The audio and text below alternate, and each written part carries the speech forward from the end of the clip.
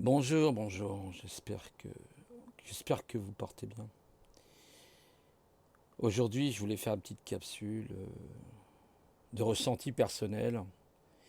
J'essaye de me plier à cet exercice. Il y aura un nouveau format maintenant, à compter de maintenant un petit peu, où je parlerai peut-être un peu plus de moi et ce que je pense, ce que je ressens autour de moi, ce qui me paraît être coïncident et ne pas l'être. Et aujourd'hui, je voulais parler en particulier de l'intuition des zèbres, de leur intelligence intuitive, mais aussi peut-être de d'autres qualités ou de supra-qualités, en quelque sorte, telles que par exemple la capacité de être des télépathes, d'être doué de télékinésie ou d'autres pouvoirs. Pourquoi je dis ça? Parce que souvent, les zèbres entre eux, même dans le monde animal, euh, ils sentent les choses. Ils sentent les choses intuitivement. C'est un animal très intuitif et il ressent peut-être la peine de l'autre ou sa joie ou son hésitation. La question d'ailleurs qui est posée là, hein, sous l'image, est-ce que les surdoués s'attirent entre eux? Moi je pense que oui, ils s'attirent entre eux. J'espère que vous avez apprécié le live de vendredi soir et il sera remis soit ce vendredi soir, soit dimanche, la deuxième partie. Peut-être en trois quatre parties même je pense. Parce qu'il y a beaucoup de choses à dire. Mon invité, je le laisse s'exprimer. Excusez-moi s'il y a un petit peu de bruit à l'extérieur parce qu'il y a les... Voilà.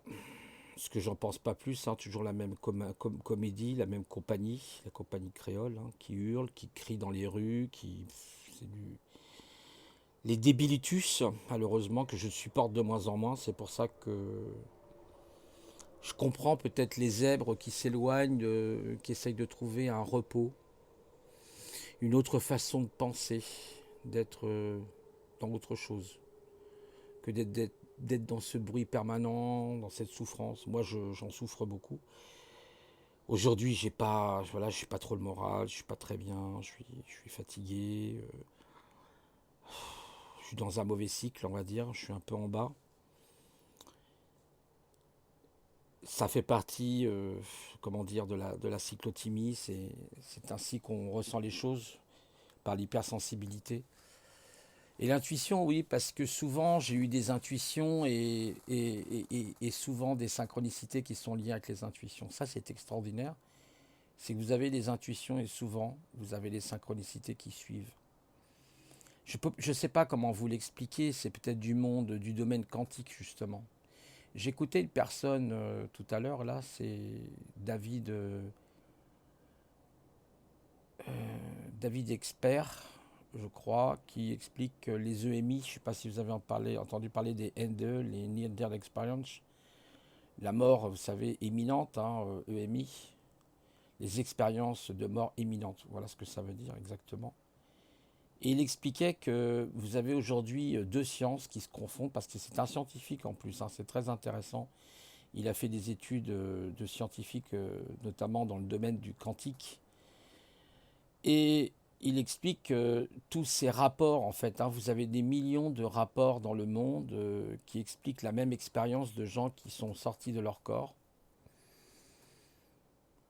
et qui ont traversé des choses incroyables, quoi. Où ils étaient partout à la fois dans l'univers, ils expliquaient des choses de fous.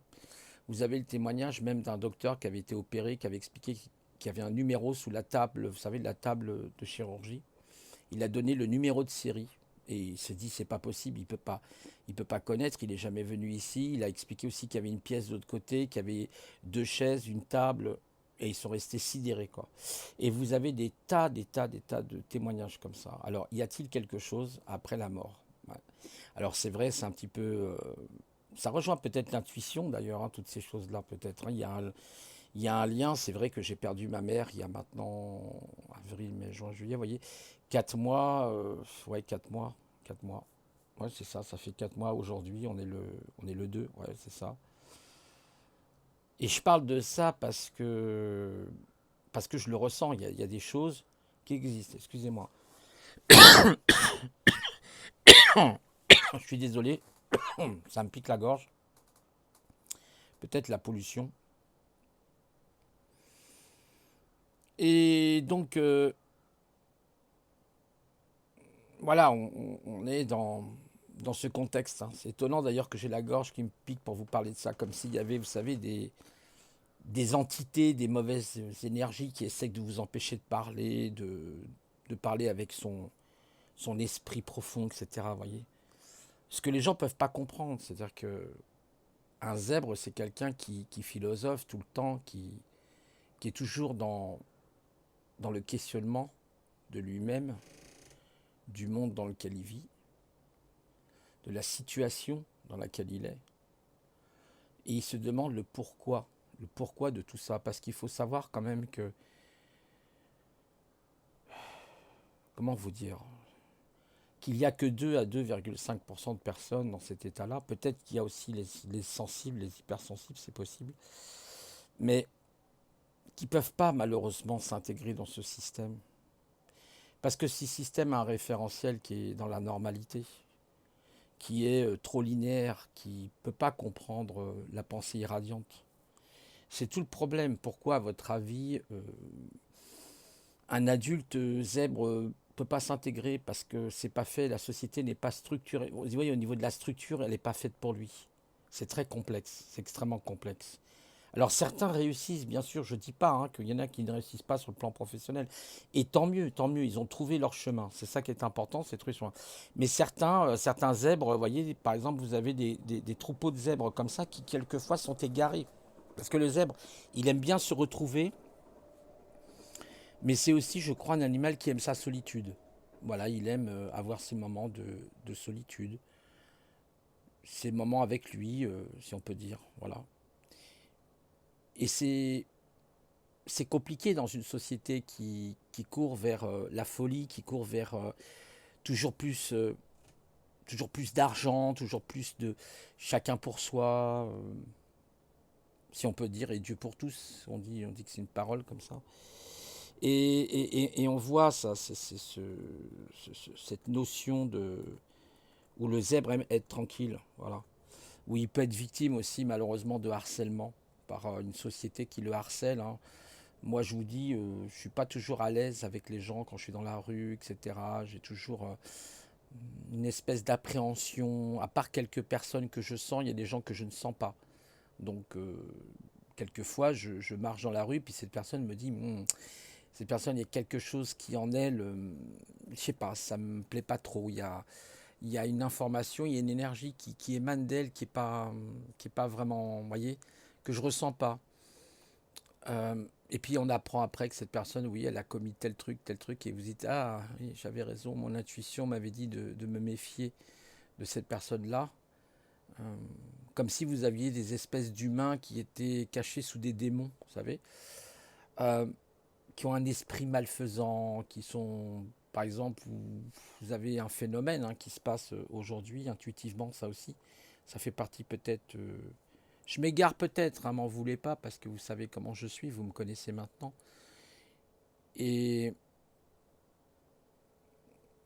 et donc, bah, si vous voulez, ces personnes-là, ces personnages vous épient dans votre vie, vous harcèlent par le bruit, par le groupement. Par exemple, vous êtes dans un endroit où vous voulez être tranquille dans un parc, par exemple, et puis ils arrivent à 15, 20, là, vous avez d'un seul coup une quinzaine, une vingtaine de personnes qui débarquent, il n'y avait personne. Vous dites, qu'est-ce que c'est que ce truc, ce manège? Comme si c'était un théâtre de rue, vous voyez. Et c'est ce qui se passe, c'est ce qui se passe. Malheureusement, c'est un sujet, on ne peut pas parler parce que on est tout de suite traité de paranoïaque, on est traité de fou en quelque sorte, hein. Parce qu'il y a des gens qui ne veulent pas y croire, mais j'ai toujours dit, je vous ai toujours dit, moi pour moi, personnellement, il n'y a pas que des humains, quoi. Voilà, il y a autre chose. Voilà, il y a autre chose.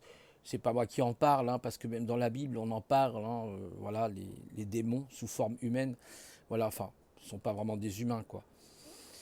C'est pas simple, c'est pas simple. Alors, l'intuition dans tout ça, oui, pour revenir à l'intuition, c'est aussi une forme d'intuition, de voir qu'il y a des personnes. Votre intuition peut vous sauver la vie, elle peut vous éviter de gros problèmes. Elle peut aussi vous amener dans de bonnes circonstances, par exemple pour une affaire. Ah, je vais acheter par exemple une voiture, je veux changer ma voiture. Intuitivement, je sens que... Et il faut, je pense, se laisser guider par cette première pensée. Sinon, le mental va prendre le dessus. Et à ce moment-là, on va se référer à notre mental et c'est fini, l'intuition est passée. Alors qu'on aurait dû tout de suite agir par rapport à l'intuition. Vous savez, il y a un joueur, enfin je vous avais dit, j'étais joueur d'échecs, je le suis toujours joueur d'échecs, hein, je joue quand même encore, hein, même si je suis plus en club, les clubs sont fermés de toute façon, donc on peut rien faire, à part jouer sur Internet. Mais il y a un joueur, bah, il est le champion du monde hein, actuellement, justement, on n'a pas encore relégué son titre, justement, c'est Magnus Carlsen. Et un jour, Magnus Carlsen a été interrogé justement par une journaliste qui dit, mais quand vous jouez aux échecs, vous êtes dans un calcul permanent. Vous êtes forcément en train de calculer au bout de 10 coups ce qui va se passer par rapport à votre plan et par rapport au plan de votre adversaire sur l'échiquier. Et Carlsen a répondu non, pas du tout. Je joue avec l'intuition. Et Carlsen joue ses coups par l'intuition. Vous imaginez? Donc il a une forme d'intelligence intuitive. Hein. Je pense d'ailleurs que c'est un zèbre aussi, d'ailleurs Carlsen, parce qu'il a d'autres activités, pas que les échecs, mais pourtant il est obligé dans les échecs parce que c'est sa passion, hein, voilà. Et puis c'est même son métier. C'est pas vraiment un métier, c'est plutôt, comment dire, autre chose. Vous voyez, c'est voilà, c'est quelque chose de différent. C'est comme un docteur, c'est pas un métier. Je sais plus comment on appelle ça. Ça me reviendra. C'est toujours comme ça quand je cherche un mot. Des fois aussi, j'ai du mal à retrouver le mot, alors que je le connais. Voilà. C'est une vocation. Voilà, ça y est. Vous voyez? J'ai retrouvé. Je suis un peu fatigué. Je vous ai dit, j'ai pas trop le moral en ce moment. C'est un peu dur. Forcément, le cerveau, là, il faut que je prenne de la vitamine B12. Ça va me faire du bien. Et donc, bah pour moi, le zèbre, oui, il souffre dans ce monde. Moi, je souffre. Je vous ai déjà fait des vidéos sur ça. Et j'ai des périodes, je ne mens pas, je ne mitonne pas, c'est très très compliqué. Il y a des périodes où je ne suis pas bien du tout. Et bizarrement, je le ressens chez d'autres personnes. Je pense des zèbres en particulier à une personne que je connais bien, qui est venue d'ailleurs dans mon live. Et il y a comme une... Mais pas que lui, hein, d'autres aussi, personnes que j'ai connues, notamment au Salon de la Surdouessance, où j'ai l'impression de communiquer à distance avec eux. C'est... Comment vous expliquer? C'est quelque chose de très particulier. C'est vraiment quelque chose de très particulier. Vous savez, ça fait penser, vous pensez à une personne et puis au même moment, vous avez une synchronicité incroyable. Le téléphone sonne et c'est bien la personne à qui vous aviez pensé il y a à peine 5 minutes. Et là, à partir de là, vous discutez avec elle. Et vous dites waouh, waouh. Comme ça, vous vous dites. Le monde quantique est intervenu. Et moi, je pense que tout ça, c'est lié au monde quantique. C'est ce qu'expliquait David, expert. C'est que le monde quantique a remis vraiment beaucoup de choses en question sur le plan justement de l'intelligence intuitive. Le fait de pouvoir se projeter. Donc ça voudrait dire peut-être, qui sait, qu'après la mort, nous vivons dans une multidimensionnalité en quelque sorte. Donc nous pouvons être à plusieurs lieux en même temps dans l'espace et pas seulement un lieu. On peut voyager plus vite que la lumière à mon avis. J'ai toujours dit que c'est une question hein, que je me suis toujours posée. Existerait-il dans la physique quelque chose qui correspond à une vitesse supérieure à la lumière, qui est, je vous le rappelle, de 300 000 km par seconde? C'est énorme, vous imaginez? Et bien la pensée. Moi je pense que la pensée voyage plus vite que la lumière.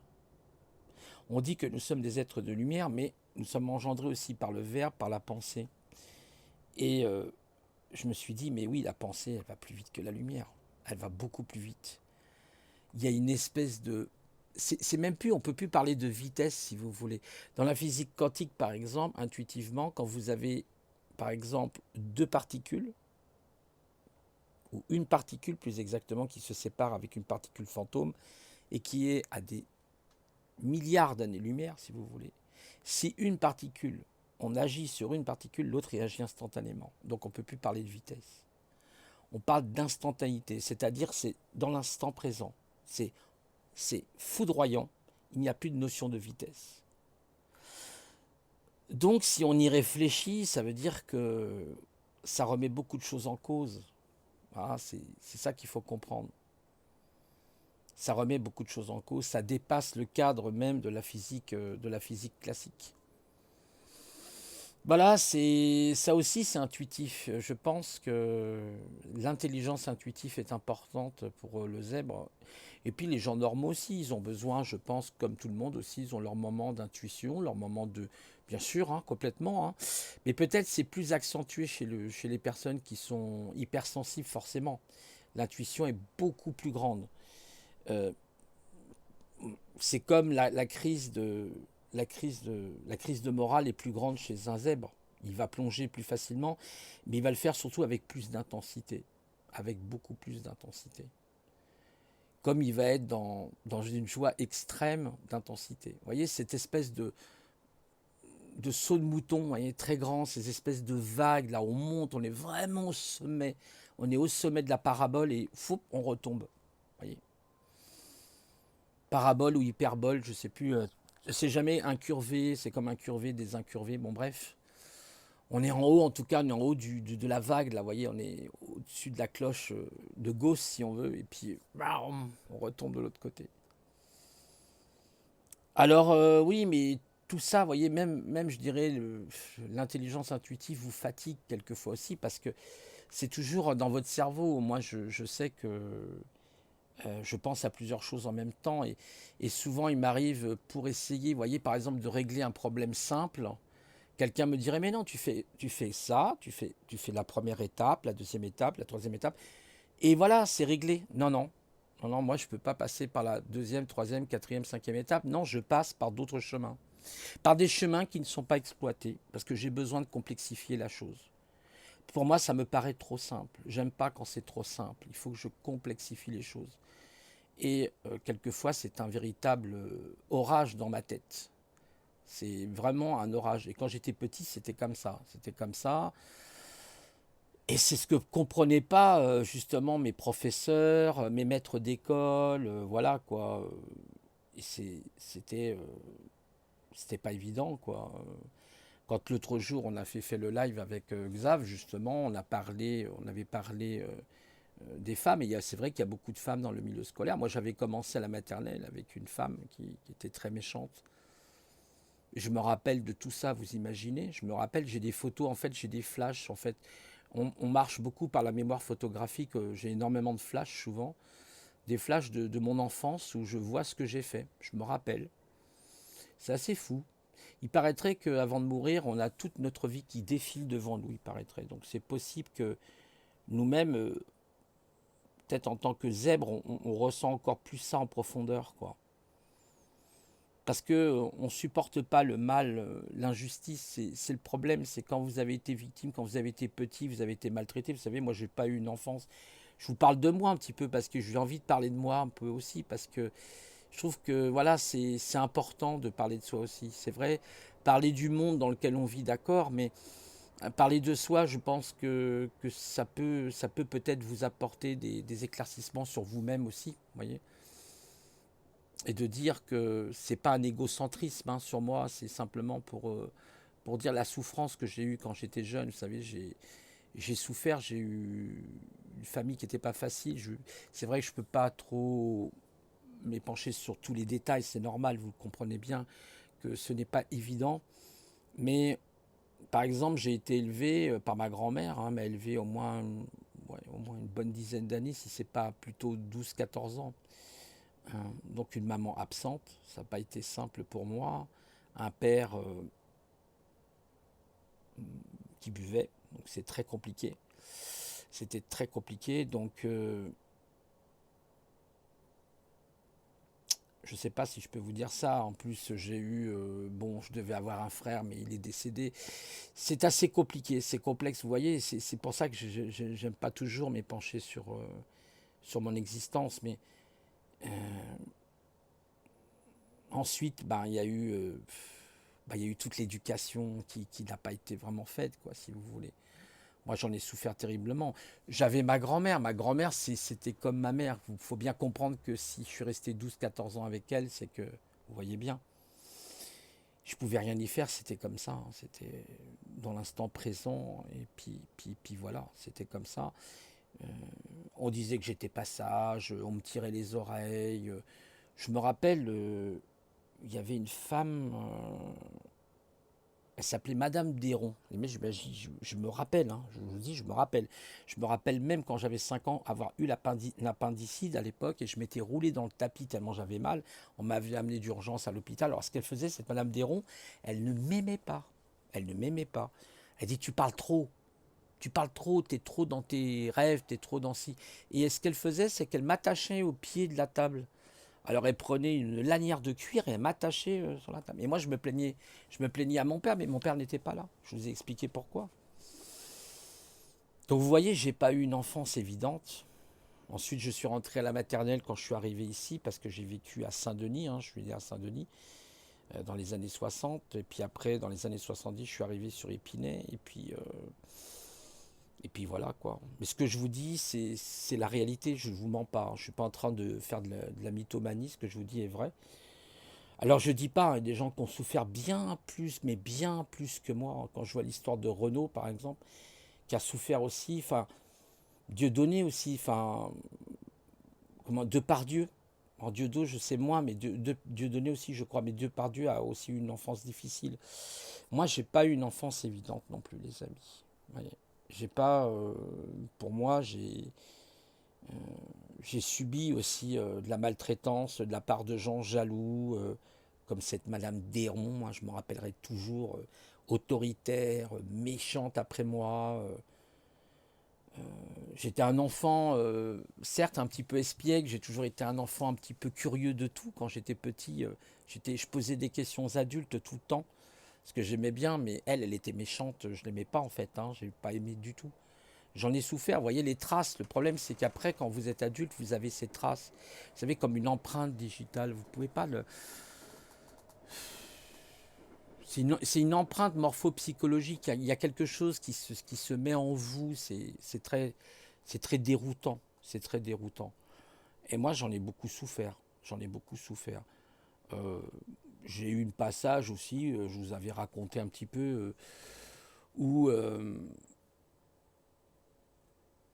où j'étais amené chez un psychologue parce que j'arrêtais pas de bouger dans tous les sens. Alors ma mère se posait des questions, mon père se posait des questions, mais qu'est-ce qu'il a cet enfant-là? Il est perturbé. Alors peut-être que le milieu m'a perturbé aussi. Et il a fallu évidemment que je suive un psychologue qui m'a dit oui, votre enfant est très intelligent, etc., etc. Un peu comme ma fille, hein. J'ai appris que ma fille, par exemple, vous voyez, ma fille, voilà, qui a maintenant 25 ans, est une zèbre, je peux vous le dire. Elle parle 4 langues, elle a eu son permis du premier coup, elle travaille dans les crèches, elle va être à son compte bientôt, elle aurait pu faire ingénieur, enfin voilà quoi. Et elle parle vite, elle pense vite, c'est un peu comme le papa quoi. Alors que la maman, elle est plus calme, elle était beaucoup plus calme, c'était autre chose. Mais avait une bonne profondeur d'esprit aussi quand même, je trouve. Mais bon. C'est la vie, c'est ainsi. Hein. Séparé aussi, vous voyez, tout s'enchaîne après dans votre vie d'adulte. Bah, vous souffrez, vous pouvez avoir des. Vous savez, il y a un domaine là, qui est intéressant. Alors, il y avait, je crois que c'était au Salon de la Surdouessance, une somatologue. Je ne connaissais pas ce qu'était une somatologue, a priori. Ça existerait, ou un somatologue, qui est en fin de compte, si vous voulez, vous enregistrer dans vos mémoires du corps les souffrances. Les souffrances que vous avez traversées. Mais ça n'arrête pas les avions, excusez-moi, depuis tout à l'heure, là, c'est incroyable. On croirait que, je sais pas, ils sont en train de faire un meeting aérien, ça n'arrête pas de voler depuis tout à l'heure. Ça aussi, ça fait partie du plan, ça. C'est tout ça, ça fait partie de leur manège. Mais un jour, je ferai un live sur ça, ou un sujet, j'en parlerai, parce que c'est un sujet de société. C'est un sujet de société. Mais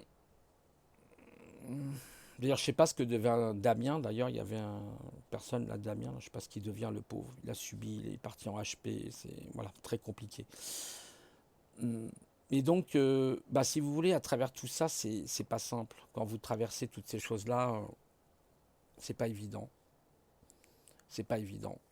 C'est pas simple. Alors, c'est vrai que quand on se retrouve avec des personnes, moi, quand j'avais été au salon de la surdouessance, je me suis retrouvé heureux. J'ai vraiment. Ça a duré 2 jours, j'aurais voulu que ça dure une semaine, 2 semaines. Enfin, c'était super, quoi. C'était super. J'ai rencontré des gens, mais hors du commun. hors du commun, des gens comme moi. Oui, on a compris, on sait. Oui, ça klaxonne, ça. Dès que j'ai la fenêtre qui est ouverte, ça n'arrête pas. Ils envoient des odeurs et tout. C'est hallucinant. Les gogoles, bref. Et puis donc, oui, j'ai rencontré des gens vraiment vraiment géniaux avec qui j'ai partagé des choses. On a partagé nos passions, mais aussi nos souffrances. Mais aussi nos souffrances parce que je pense que les zèbres, quand ils se rencontrent comme ça, ils ont besoin d'exprimer leurs souffrances par rapport à la projection qu'ils ont du monde extérieur. Voilà. Comment ils voient le monde extérieur. Vous savez, il y a ce concept qu'on appelle le dedans et le dehors. J'en avais déjà parlé, le dedans, c'est-à-dire le dedans de vous, le dedans, la cellule par exemple, a un dedans, elle a un dehors, elle a un échange aussi extracellulaire. Il y a un échange intracellulaire mais extracellulaire si vous voulez. Donc on est comme ça, c'est le monde, il est fait comme ça. C'est le dedans et le dehors. Regardez, vous verrez, c'est intéressant. C'est la notion du verre à moitié plein ou à moitié vide. Ah oui, le pessimiste ou l'optimiste, etc., etc. Toujours cette espèce de dualité qui n'en est pas une en réalité. C'est comme cette notion du bien ou du mal. Nietzsche avait écrit un chef-d'œuvre qui s'appelait Au-delà du bien et du mal, qui est, je vous conseille de le lire, vraiment prodigieux. Hein, où vraiment il montre bien qu'il n'y a pas de notion forcément du bien ou du mal. Tout dépend en fait de votre angle de vue. Hein, voilà, tout est lié à ça. Ça va être la métamorphose de votre esprit à ce moment-là. Comment est la métamorphose de votre esprit? Voilà, c'était une petite capsule pour vous dire que bah, je pense à vous. Hein. Ça m'a fait plaisir l'autre jour et ne vous inquiétez pas, il y aura une deuxième partie avec 132 que je trouve intéressant. Alors bon, j'ai eu quelques commentaires de personnes, une personne en particulier. Bon, moi, j'y prête pas attention parce que si la personne elle a eu des problèmes avec 132, elle a eu des problèmes. Ça, moi, ça ne me regarde pas à la limite. Hein. Je veux dire, voilà, chacun a ses problèmes. On peut pas aimer tout le monde. Les gens ne comprennent pas. Arrêtez d'être toujours dans la confrontation. Essayez d'être dans un esprit gagnant-gagnant. Toujours, oui, mais il a dit ça, alors il est comme ça. Elle a dit ça, alors il est comme ça. Mais arrêtez. Je viens de vous dire, il n'y a pas de notion de bien ou de mal. Allez au-delà du bien et du mal. Essayez de comprendre l'autre, voilà. Et lui, il faut aussi qu'il vous comprenne, je suis bien d'accord. Mais on a l'impression quand même qu'on ne va pas avancer comme ça. On n'avancera pas. Comment voulez-vous régler? Regardez, je regardais, je suis désolé, hein, je passe à un autre sujet, mais j'écoutais vite fait tout à l'heure, là. Il y avait une page là sur BFM, ou je sais pas quoi. Enfin, moi, je suis pas trop télé, c'est ma sœur, alors elle est très télé. Je lui dis d'arrêter avec la télé, mais bon. Et à un moment donné, ils ont interrogé des gens, je ne suis plus dans le sud de la France, et on leur a dit il faudra mettre le masque dans la rue, etc. Puis vous aviez des gens, ils étaient assis en terrasse. Ah bah oui, hein, si, il faut le faire pour notre bien, alors on va le faire. Vous vous rendez compte le niveau de superficialité des gens? C'est-à-dire que les gens ne remettent rien en cause. La télé a dit, les journalistes ont dit, le gouvernement a dit, les soi-disant experts ont dit, alors il faut faire. Sans essayer de se poser la question du pourquoi encore. Mais pourquoi? Quel est le but recherché dans tout ça? Pourquoi ils nous imposent le masque? Pourquoi? Mais pourquoi on nous dit encore qu'il y a le virus alors que, je ne sais pas, le professeur par exemple Raoult dit que ça y est, le virus est en bas. Vous avez aussi une généticienne, là, Alexandra comme avant, quelque chose comme ça, que j'écoutais d'ailleurs, je ne sais plus, hein, c'est Alexandra comme avant, quelque chose comme ça, comme Claude. Alexandra Claude, oui, c'est Claude ou Alexandra Claude quelque chose. Allez l'écouter, vous mettez généticienne Alexandra Claude, vous allez la retrouver très vite. Mais elle dit c'est une folie quoi. On est dans une folie totale. Et puis qui vous dit en même temps que ce virus n'est pas lié avec des fréquences comme la 5G, etc. Donc ils arrivent, si vous voulez, par satellite à localiser des endroits et à créer des foyers. Voilà, pourquoi pas en balourdant des ondes, etc. On n'en sait rien. Tout, vous savez, on vit au 21e siècle. Il y a des technologies qu'on ne connaît même pas, qui sont intégrées dans des satellites qu'on ne connaît même pas, les amis. D'accord? Voyez? Peut-être que la cabale, hein, le deep state, a peut-être 10 000 ans d'avance, je ne sais pas, 1000 ans d'avance au niveau technologique. Nous, on ne sait même pas, en fin de compte. On est là, on est des petits humains, et puis on fait notre petite vie, alors qu'il y a des gens qui ont des, par exemple, des black projects, hein, qui font des choses incroyables, quoi. Ah, ça grince, hein, je suis désolé, c'est un petit peu les courants d'air, hein, ça fait un peu manoir. Et oui, c'est ça, quoi. Les gens ne remettent rien en cause. Ils remettent rien en cause, ils obéissent au doigt et à l'œil. Donc vous comprenez bien que la puce va arriver très vite, hein. Bientôt, on leur dira de se balader avec une banane dans, excusez-moi, dans le derrière, en étant poli, et puis ils vont se balader avec une banane dans le derrière, hein. C'est le français, il est. Je suis désolé, mais le français est d'une soumission incroyable, quoi. Bon, c'est comme ça. C'est pour ça, je vous ai dit, moi, je. Vous savez, moi, j'ai eu des envies, des fois, de me foutre en l'air, hein, de ces sociétés, parce que je supporte plus. J'ai eu souvent, ça m'est arrivé, hein, d'avoir des envies, vous voyez ce que je veux dire, hein. Ça m'est déjà arrivé, hein. C'est fatigant, c'est fatigant, c'est usant, c'est usant. Alors quand vous rencontrez des personnes qui sont sur la même résonance que vous, bah, vous êtes heureux. C'est voilà. Il faut pas le prendre mal, hein, ce que je dis, c'est voilà, je parle un peu aux zèbres, c'est vrai, mais les zèbres, en plus, ils sont pas forcément, ils s'entendent pas forcément non plus entre eux. Ils ont des différentiels au niveau des personnalités quelquefois. Parce que derrière tout ça, il y a l'ego. Il y a l'ego de soi, hein, qui est normal, hein, le phénomène de l'ego, mais en même temps qui n'est pas normal. C'est-à-dire l'ego, il faut le maîtriser, il faut le dompter, un peu comme un cheval, hein, comme me disait une fois, je crois que c'était Sage-Femme qui disait ça, comme un cheval, ouais, elle a raison. Et pareil, il y a Femme Sage aussi que j'ai interviewé, là, il y avait un live il y a à peu près une semaine, moi maintenant. Et j'avais beaucoup apprécié aussi ce moment avec. Il y avait longtemps que j'avais pas eu Femme Sage. Je sais qu'il y a des gens qui ne l'aiment pas aussi, mais alors je pense que Femme Sage, pour moi, elle est HPS. Pour moi, c'est un HPS. Alors oui, ça va vous paraître bizarre parce qu'on entend parler beaucoup des HPI, des HPE, mais il existerait des HPS qu'on appelle les hauts potentiels spirituels.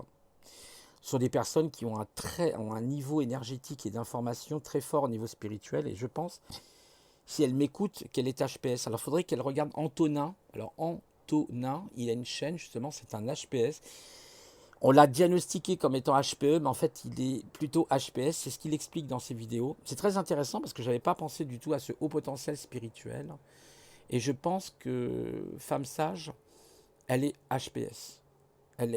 J'écoutais l'autre jour ces vidéos là, justement qu'elle faisait, c'était impressionnant.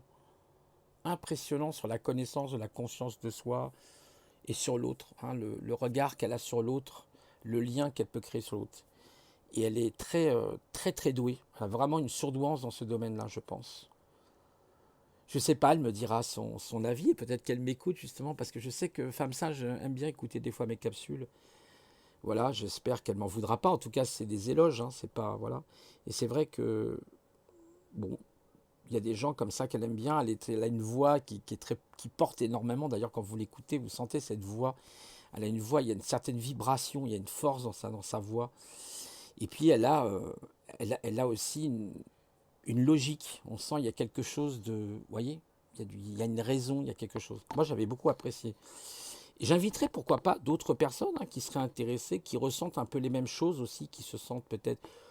Il peut y avoir Guetufo où on parlerait peut-être moins des chiffres, mais oui, on parlerait bien sûr de ce qu'il aime. Pourquoi pas? Moi, Guetufo, je suis partant pour l'inviter à un live, ça serait intéressant, mais tous les deux, bien sûr.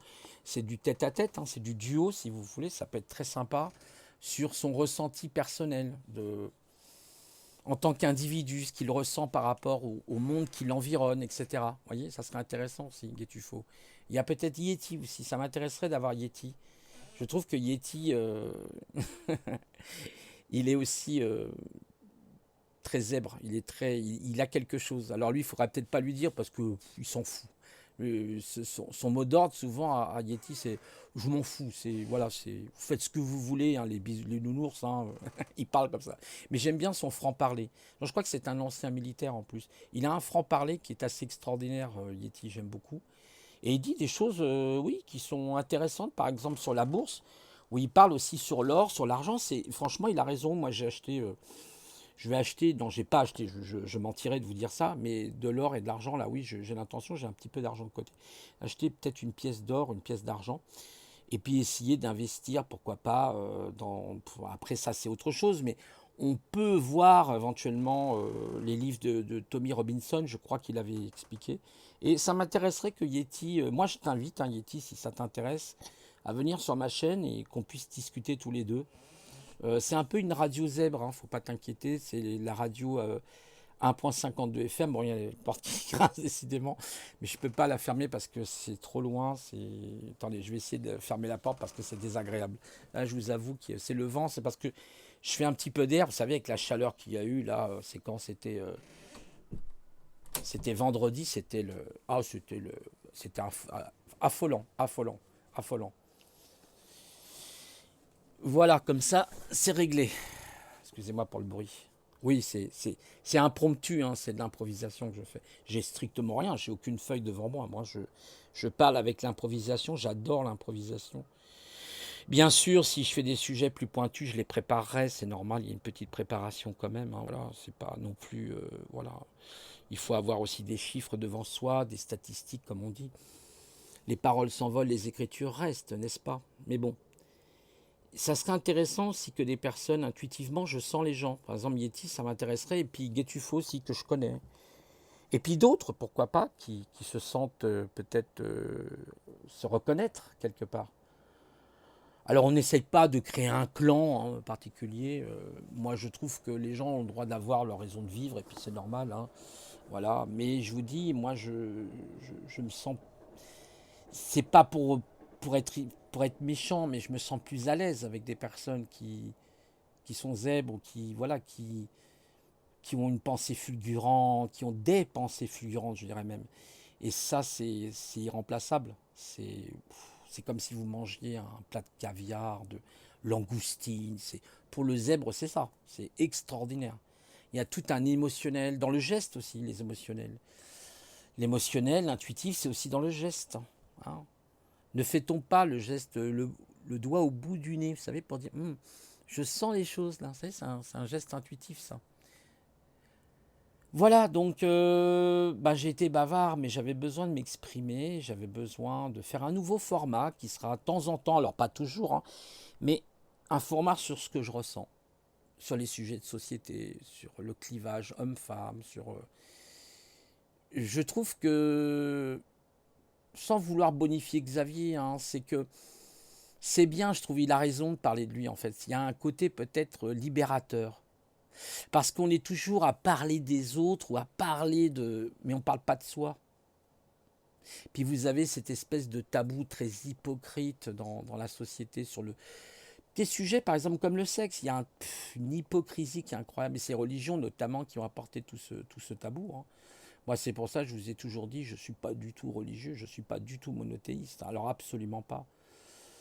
Il existe pour moi une spiritualité, il existe une intelligence universelle, il existe quelque chose qui crée la cohésion autour de soi. Mais un Dieu unique, quelque chose, interventionniste ou je sais pas quoi, non, l'intervention c'est la nature. Pour moi, c'est plutôt Spinoza qui a raison, c'est la nature qui fait son chemin, sa route, avec ou sans nous. Je l'ai déjà dit souvent.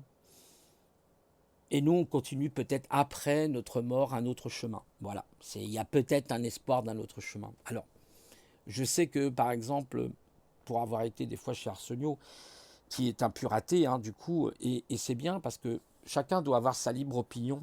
Après, je ne suis pas forcément d'accord avec tout, hein, parce que j'ai toujours un petit peu cette notion de... En moi, il y a toujours cette petite trace, vous savez, de la tradition, mais la tradition moderne. La tradition, je trouve quand même que c'est le socle d'une civilisation. Si vous enlevez le socle, c'est comme une maison, hein, vous savez, c'est dans la Bible hein, où il est dit que si vous construisez votre maison sur le sable, il n'y a rien qui tiendra. Vous ne pouvez pas construire sur du sable. Vous êtes obligé de construire sur des fondations, sur quelque chose de solide. La vie, elle est comme ça. Voilà. Voilà, je vais arrêter de vous embêter parce que peut-être que je vais vous fatiguer avec tout ça. Mais en tout cas, voilà, j'avais envie de parler un petit peu de moi. Je vous ai parlé un petit peu de mon enfance. Peut-être j'y reviendrai aussi encore hein, sur d'autres chemins d'expérience que j'ai pas eu une enfance facile. C'est pas pour C'est pas pour voilà me glorifier ou autre, hein, c'est, vous savez, ça fait penser un peu. J'ai l'impression d'être assis sur le, comment dire, dans le fauteuil du psychanalyste là. Vous voyez, je suis le patient, vous êtes le psychanalyste et vous m'analysez, vous notez ce que j'avais expliqué. Hein, j'avais fait de la psychanalyse pendant 1 an et voilà quoi. Ah, il y a le voisin du dessus qui parle fort pour qu'on l'entende. Ça c'est extraordinaire aussi. Parce que dès que j'ouvre la fenêtre, hein, c'est où je vais dehors, je vous en parle pas. Hein. C'est incroyable. C'est ça, c'est tout ça. Vous savez, c'est comme dans la nature, il y a la bonne herbe, la mauvaise herbe, c'est un peu pareil, j'en sais rien peut-être. Hein. Et oui, quoi, là je me penche un peu dans le psychodrame, je sais pas si je suis un psychodrame ou pas, mais j'ai pas eu une enfance toujours évidente. J'en ai souffert beaucoup de mon enfance. Ça a été très dur, très très dur. Ensuite, à l'école, j'étais un peu la risée de tout le monde. J'étais pas bagarreur, j'aimais pas la bagarre. J'ai dû me bagarrer une fois, je sais, quand j'étais au. Enfin, plus d'une fois, bien sûr, mais quand j'étais surtout à l'école, j'avais eu l'occasion d'un type qui m'avait piqué mon sac et puis je m'étais battu avec lui. Je lui ai dit rends-moi mon sac, ça va mal se terminer. Puis il m'avait rendu mon sac. On me traitait toujours on me mettait toujours au fond de la classe, tais-toi, arrête de lever la main. C'était parce que je comprenais les choses, quoi. Je me dis qu'est-ce que je fous là, quoi. L'école, j'ai vraiment pas pu m'adapter à l'école. Est-ce que c'est moi? Est-ce que j'étais un pitre? Peut-être je suis un cancre, hein, en fait, tout simplement. Enfin, un cancre quand même qui, sans vouloir me vanter, un cancre quand même qui a fini 10 ans dans l'informatique, hein, en n'ayant aucun diplôme quand même. Vous savez, faut quand même le faire. En étant autodidacte, il y en a d'autres qui l'ont fait hein, aussi, hein, autodidacte, en faisant des stages et en finissant par faire des missions d'intérim et finir même dans des grosses boîtes. Comme par exemple, j'ai travaillé, vous voyez, dans une grosse boîte. J'ai même eu à une occasion, je vous en parlerai peut-être une prochaine fois de, de mon déroulé, on va dire, historique, professionnel, si vous voulez. Je vais essayer de me rappeler un peu de tous les boulots que j'ai fait parce que j'en ai fait énormément. Entre chauffeur de Fenwick et puis, bon, bref. Mais je ne peux pas rester, vous voyez, par exemple, 10 ans dans une société. C'est même pas 5 ans, c'est même pas concevable, quoi. D'ailleurs, je ne peux plus du tout rester dans une société. Je ne sais même pas ce que je ferais. Peut-être clochard, une fois que voilà, j'aurais pu mon père, je ne sais pas, je ne sais rien. Peut-être que je finirai clochard. Peut-être que je me mettrai à mon compte plutôt, voilà, essayer de trouver un moyen de m'en sortir. Mais vous voyez, c'est pareil. Hein. Moi, je vois des fois des personnes, là, je regarde comme une fille là, qui avait regardé Xav, elle s'appelle Margot Klein. Alors elle est super, Margot Klein, j'aime bien, mais j'ai l'impression, bon c'est pareil, hein, les gens qui veulent réussir dans le système, bah, c'est très bien, ils ont raison.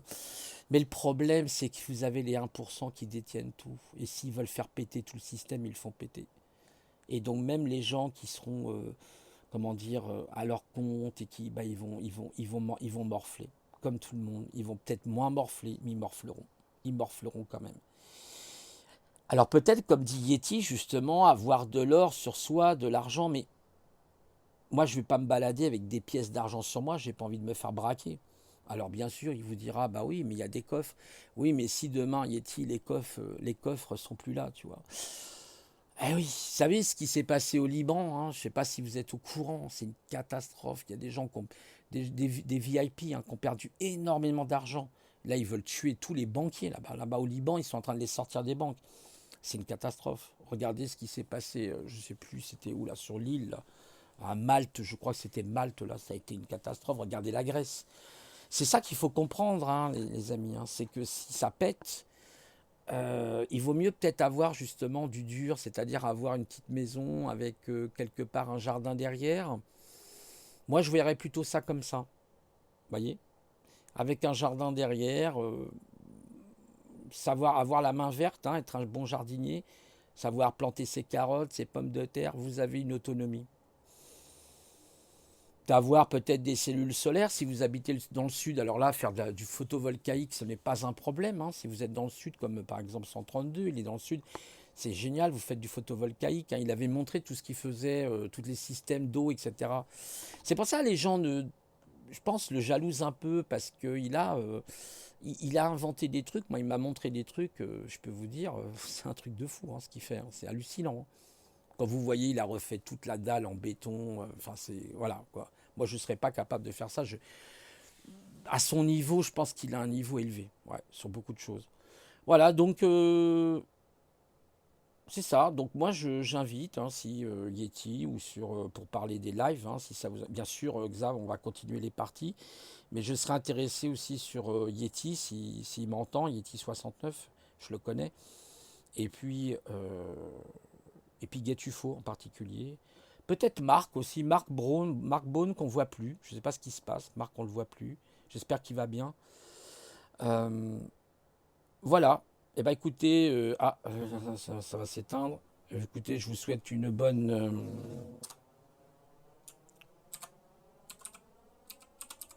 Non, vous verrez pas mon mot de passe. Je vais vous souhaiter un bon dimanche improvisé. Enfin, un bon dimanche. Qu'est-ce que je raconte? Oui, c'est ça, un bon dimanche. Oh là là, je vous dis, je vais aller me reposer. Je vais commencer à me reposer, mais là, je sens que je suis épuisé. Psychologiquement, c'est dur. Ouais, c'est dur. En plus, j'ai des sommeils, je vous dis pas. Il y a des moments, c'est 4 heures du matin, je me recouche. L'autre fois, je m'étais levé, c'était 7 heures du matin, je me recouche. Alors après, une fois que je redors, c'est pire. Alors là, pour se lever, c'est une catastrophe. Voilà, donc on fera comme ça. Je ferai quelques formats un peu différents. Bon, voilà. Et je vous souhaite à tous de passer un bon dimanche. Hein. Enfin, le reste du dimanche, en tout cas. Une bonne soirée, une bonne fin d'après-midi. Voilà, que dire d'autre. Et je vous dis plus tard. Voilà, les amis. Au revoir.